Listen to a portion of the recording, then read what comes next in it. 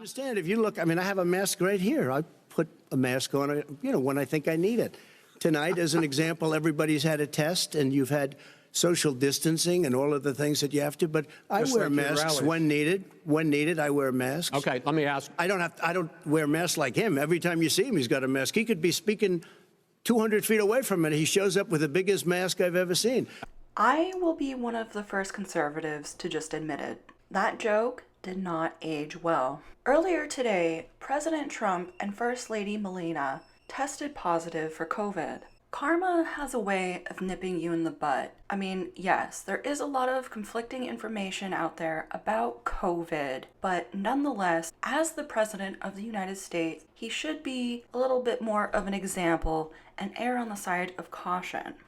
We are all very obviously tired of lockdown, wearing masks, and social distancing. On one hand, I do support a slow reopening. I mean, obviously it depends where you live, but if where you live, there haven't been new cases, I think things should slowly open. But I think it's safe to say, in both Donald Trump's case and everyone else's case, large events and traveling should not be allowed. People on the left, however, are actually celebrating the fact that he and the First Lady have tested positive for COVID and are actually wishing death on him. How did the virus jump species like that? The Washington Post even said, "Imagine what it will be like to never have to think of Trump again." Me praying COVID takes out Trump. Hashtag pray for Trump. It's been against my moral identity to tweet this for the past 4 years, but I hope he sparkles dies. When I point out on Twitter that the left has no compassion, I'm literally hit with, Trump's a sociopath, he let all these people die, and then these people in ISIS are getting let's take a chill pill and fact check this for a second. It is estimated that 20 women had hysterectomies at the Irwin County Detention Center over the past 6 years. Obviously, one is one too many, but I don't think there's any need to get completely hysterical over this. And despite what you think, the president doesn't have full control or power over every little thing. This entire system is essential because the three branches protect my freedoms as a citizen and create a fine balance act that promote a democratic society. The legislative, executive, and judicial branches keep each other in line and prevent one branch of our government from becoming more powerful than the others. And for those of you out there who are whining and crying about how Trump just let this happen, fact check here. On January 31st, Trump issued a travel ban on most people traveling from China to the United States, 10 days after the first COVID case was reported in Washington state.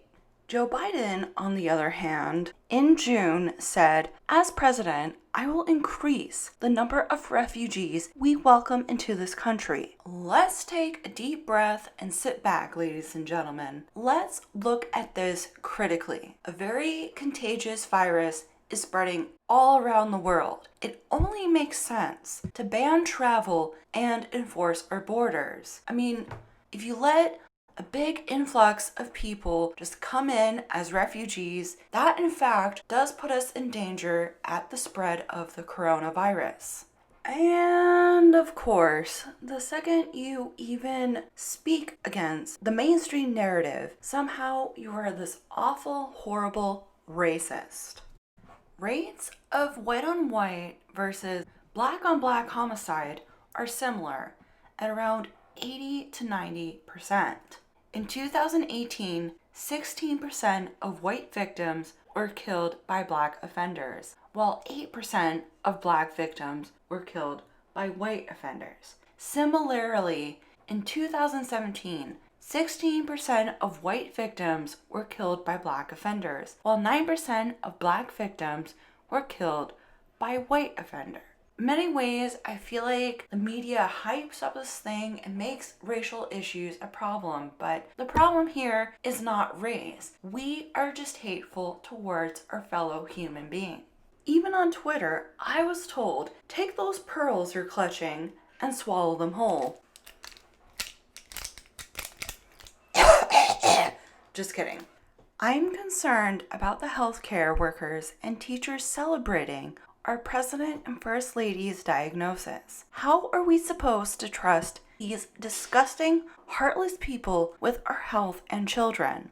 The Democrats claim to be the party of peace, love, and inclusion.